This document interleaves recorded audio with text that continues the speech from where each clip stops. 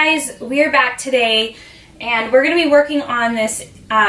This is the back bedroom and this is the engine cover. So we are going to work today on framing it out, insulating it, and covering it. But yesterday we spent the day preparing the area. It was filthy. It's still filthy, to be honest, but we cleaned it. We degreased the whole thing as best as we could. And we spent a lot of time, well, I shouldn't say I spent a lot of time. Juan spent a lot of time grinding off old bolts and screws and things that were sticking up out of here and were in our way, but weren't doing anything anymore. So those could come off, but of course, being a 50-year-old bus, they weren't coming out, so he had to grind them all out. And then the holes that were left from things that used to be screwed in here, we covered with this kitty hair. It's a fiberglass body filler.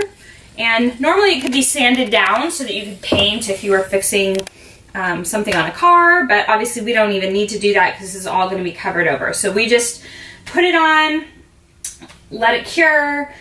We filled a couple of bigger holes with some silicone and just some aluminum squares and screwed those down. And you see those? Okay. And then we spent a little while working on this access panel. So this access panel gets to the back of the engine, to some things that you can't really reach from outside. So the starter, I think the exhaust valve. So just some things that you can't reach from the outside, you have to have access to this. So of course, again, all the bolts that were holding it on. Actually, there was a variety of screws and bolts. Some Phillips, some flat, some hex heads, crazy.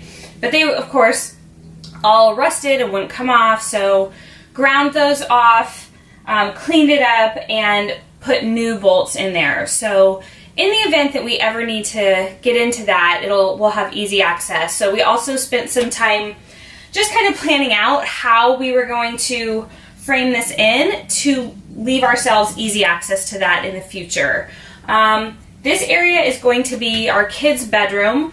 We're going to have two bunk beds running down each, well, one bunk bed, two bunks, a low bunk and a high bunk on each side. And then there's going to be a little space in the middle.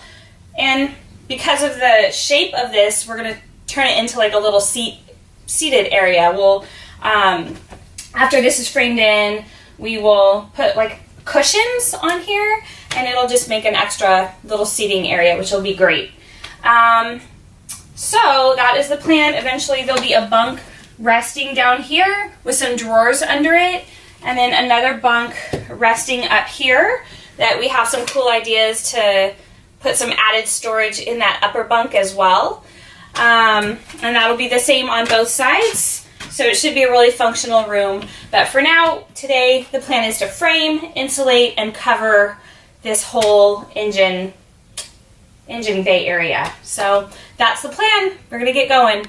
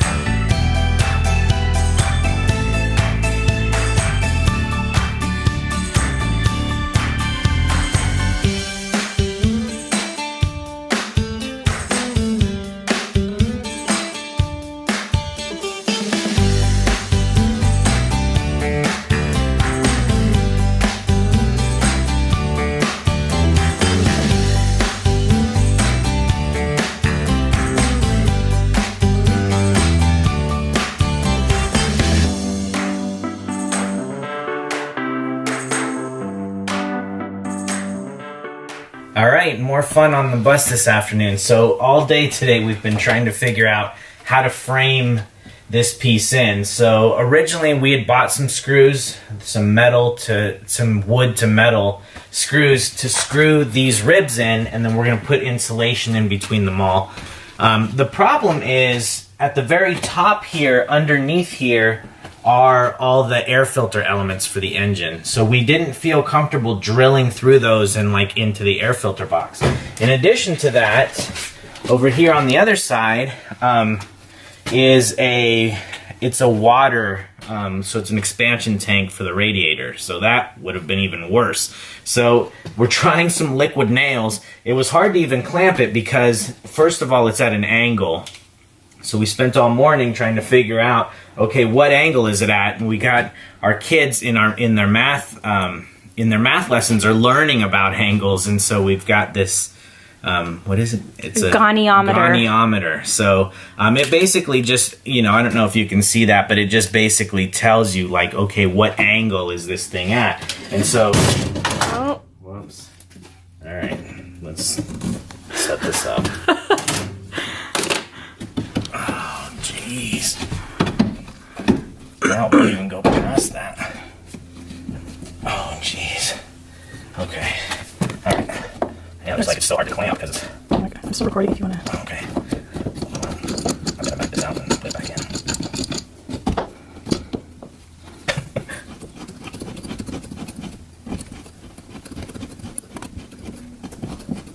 It's working.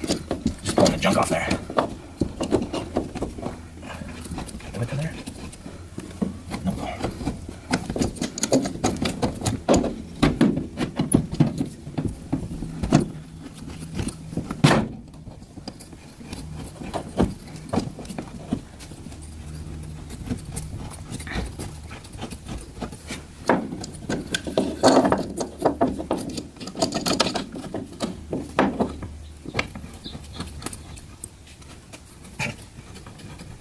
That's pulling that wood out, but maybe it'll hold it enough.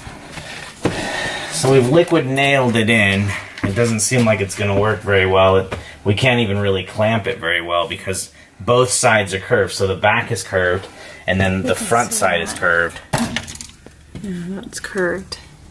And so we're having a hard time just even finding where to clamp these things on. Hopefully the glue will set up.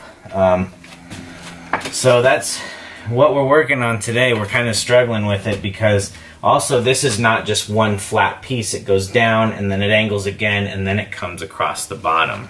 And so we've been having a pretty hard time trying to just figure out, because we just want to do two cuts.